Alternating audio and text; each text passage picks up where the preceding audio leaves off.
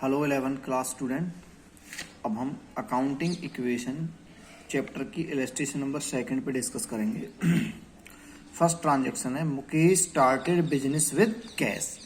मुकेश ने 80,000 लगा के बिजनेस स्टार्ट किया है, तो इसका इफेक्ट कैश पे पड़ेगा और दूसरी तरफ कैपिटल पे पड़ेगा। तो यहाँ पे हम serial number, transactions, assets equal to capital plus liabilities column बना लेंगे और यहाँ से बीच में ये लाइन हो जाएगी। ये एसेट्स की भी लाइन बनानी वैसे कोई ज़रूरी नहीं है,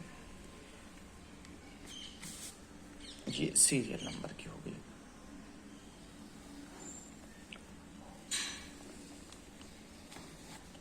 हमारे पास ट्रांजैक्शन नंबर 1 है started business with cash.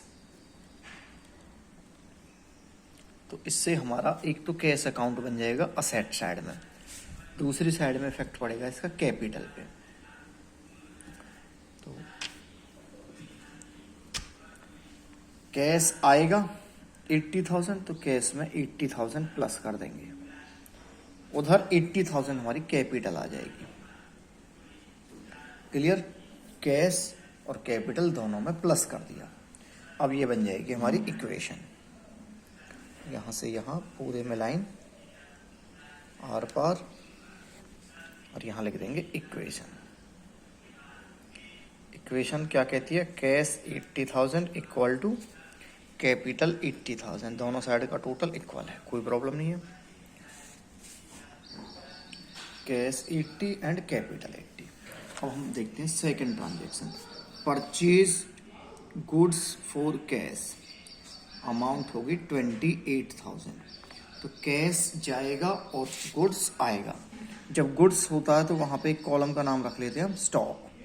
Goods भी लिख सकते हो वैसे आप, स्टॉक। हाँ भाई, transaction number 2, purchased goods for cash. हाँ भाई, कैश में से 28 माइनस हो जाएंगे, स्टॉक में 28 प्लस हो जाएंगे। इसका कैपिटल पे कोई इफेक्ट नहीं पड़ेगा। हाँ भाई, अब यहाँ पे आ जाएगी न्यू इक्वेशन, आर पार कर देंगे इसे, न्यू इक्वेशन। अब कैश हमारे पास कितना रह गया? 52,000 का, 28 तो चला गया, प्लस 28 का हमारे पास स्टॉक है, दोनों का टोटल करेंगे 80 आ जाएगा, और 80 हमारे पास कैपिटल है। यानी कि जो हमारी इक्वेशन है वो अब भी बैलेंस्ड है। बैलेंस्ड मतलब दोनों साइड इक्वल है। क्लियर? नेक्स्ट देखिए third transaction, purchased goods on credit. हमने 20,000 का उधार माल खरीदा है।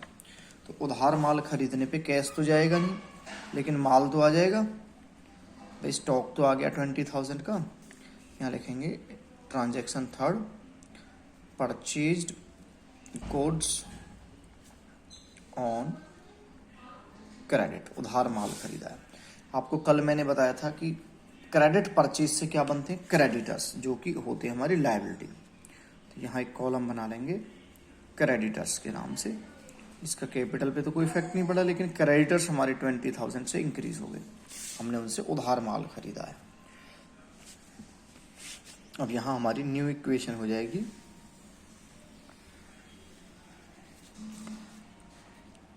New equation. अब हमारे पास कैश कितना है? 52, क्योंकि इसका कैश पे तो कोई इफेक्ट ही नहीं पड़ा था, उधार खरीदा था। लेकिन स्टॉक बढ़ के कितना हो गया? 48। दोनों का टोटल करेंगे तो 1 लाख हो जाएगा।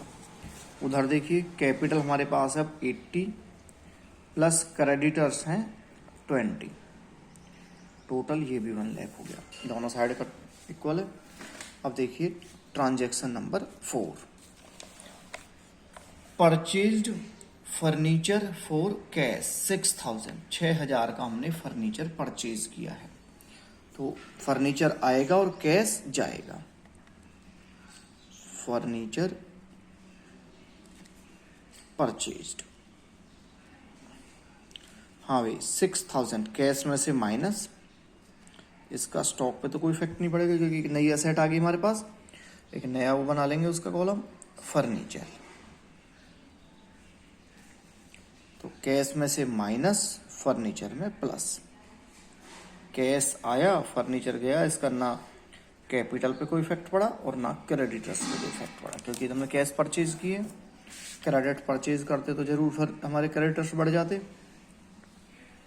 अब ये आर पार हो गया मामला। अब न्यू इक्वेशन बन जाएगी। न्यू इक्वेशन, कैश 6000 और कम हो गया, कितना रह गया 46,000 प्लस स्टॉक कितना रह गया 48,000 प्लस फर्नीचर कितना है 6,000, टोटल अब भी 1 लाख है। इधर चलिए 80 कैपिटल प्लस 20 क्रेडिटर्स, यहाँ भी दोनों का साइड का टोटल 1 लाख है। अब देखिए transaction number 5, paid rent. Paid rent, हमने रेंट पे किया 2000। अब रेंट तो एक्सपेंस हो गया, आपको बताया था एक्सपेंस एक बार तो कैश में से माइनस हो क्योंकि पेड कर रहे हैं, दूसरी बार कैपिटल में से माइनस हो जाएगा।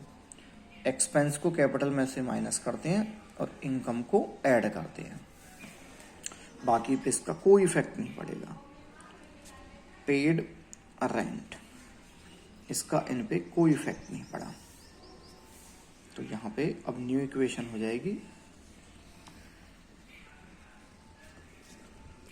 New equation.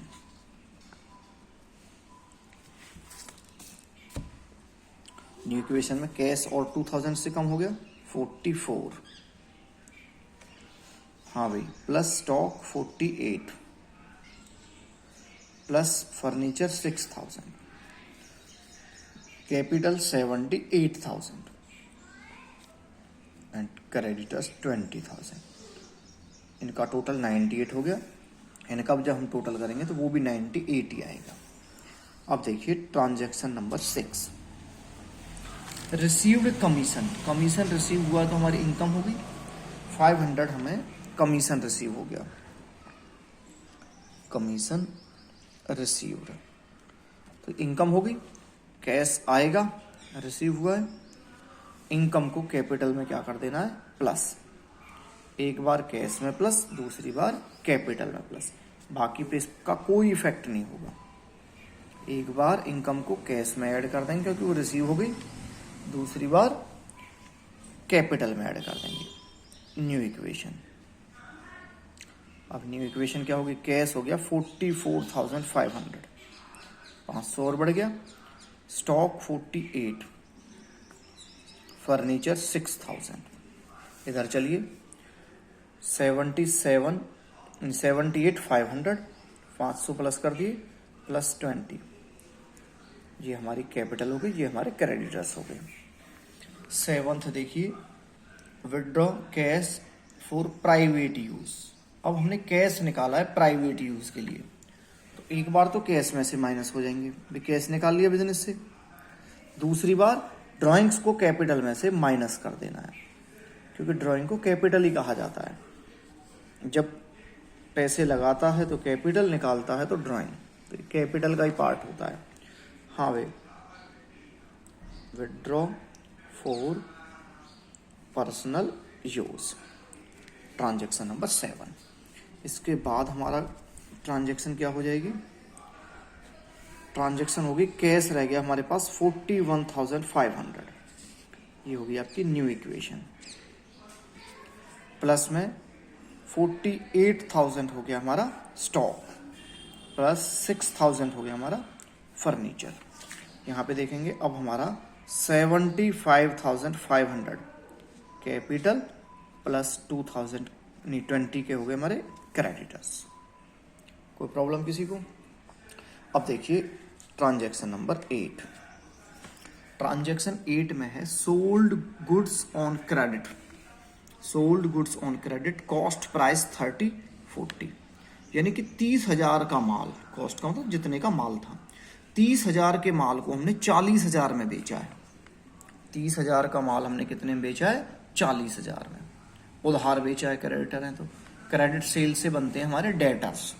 सबसे पहले देखेंगे हमारे पास से पहले यहाँ पे ट्रांजैक्शन लिख देते हैं, sold goods on credit, costing 30 for 40,000, यानी 30,000 का माल 40 में बेच दिया।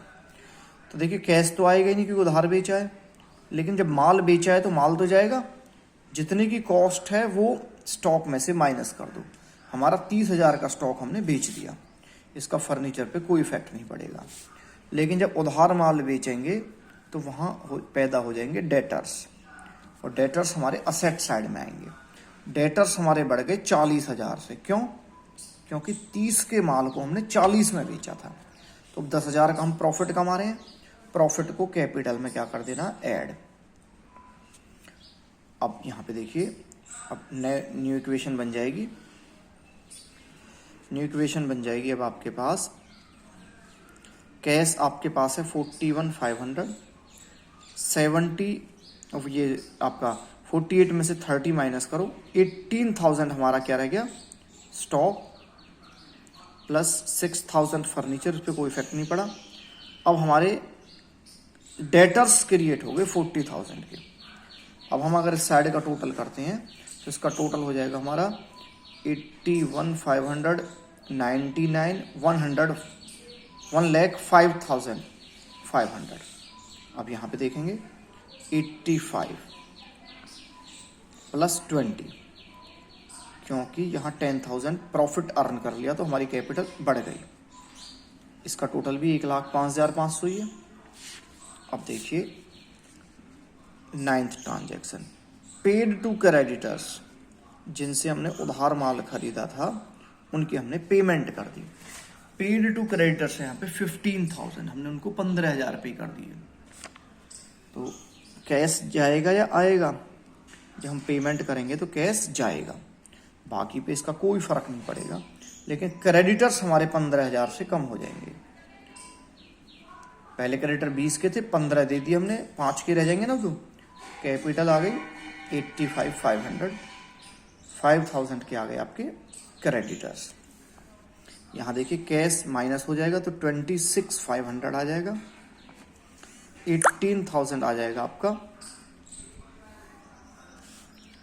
Stock, 6,000 furniture and 40,000 debtors.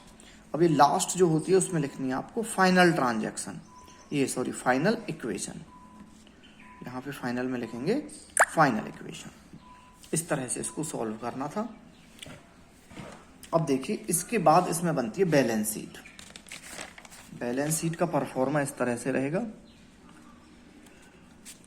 Balance sheet यहाँ नीचे लिखना है, इसमें एज ऑन, डेट हमें दे रखी हो तो वो लिख देनी है, अदरवाइज नहीं लिखनी है। तो इसमें तो दे नहीं रखी डेट, यहाँ पे इसको 2 पार्ट में डिवाइड कर लेंगे, बीच में से लाइन खींचेंगे, आधा इधर आधा इधर। स्केल से थोड़ा ज़्यादा ये अमाउंट का कॉलम हो जाएगा, इधर भी। एक बात ध्यान रखनी है, जो आपकी लेफ्ट साइड है ये होगी लायबिलिटीज। लायबिलिटीज एंड कैपिटल दोनों इसमें इंक्लूड होती हैं, सिर्फ लायबिलिटीज लिखना है। इधर आएगी आपकी असेट, अमाउंट यहां आ जाएंगी। तो ये लायबिलिटी साइड हो गई और ये एसेट साइड हो गई। ध्यान रखना, लेफ्ट में हमेशा लायबिलिटी आएगी, इधर असेट आएगी। अब जो हमने फाइनल इक्वेशन बनाई थी उसी से बैलेंस शीट कंप्लीट कर लेनी है। यहाँ पे देखिए फाइनल इक्वेशन, फाइनल इक्वेशन में 26,500 कैश है तो ये एसेट साइड होगी, कैश लिखेंगे 26,500। उसके बाद था स्टॉक, स्टॉक रह गया था हमारा 18, फाइनल इक्वेशन में से लिखना बस ये। स्टॉक के बाद था हमारा फर्नीचर,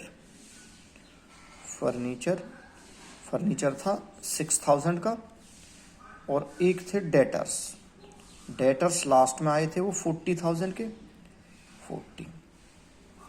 अब इधर आ जाओ, यानी कि लायबिलिटीज एंड कैपिटल साइड। तो वहाँ पहले देखोगे कैपिटल का बैलेंस कितना था लास्ट में, वो था 85,500। एक थे हमारे पास वहाँ क्रेडिटर्स, 20 में से 15 के पे कर दिए थे, 5 के रह गए थे फाइनल इक्वेशन में। दोनों साइड का आमने सामने टोटल करना है, यहाँ नहीं करना, जब यहाँ पे ये खत्म हो रही लाइन यहाँ और नीचे डबल लाइन, टोटल हो जाएगा 90,500। इसी के सामने जस्ट इधर करेंगे, चाहे 2 लाइन छोड़नी पड़े चाहे 3 छोड़नी पड़े, लेकिन यहाँ ज़्यादा स्पेस नहीं आपको छोड़ना है। तो आमने सामने 90,500 और ये आपकी बैलेंस शीट कंप्लीट हो गई।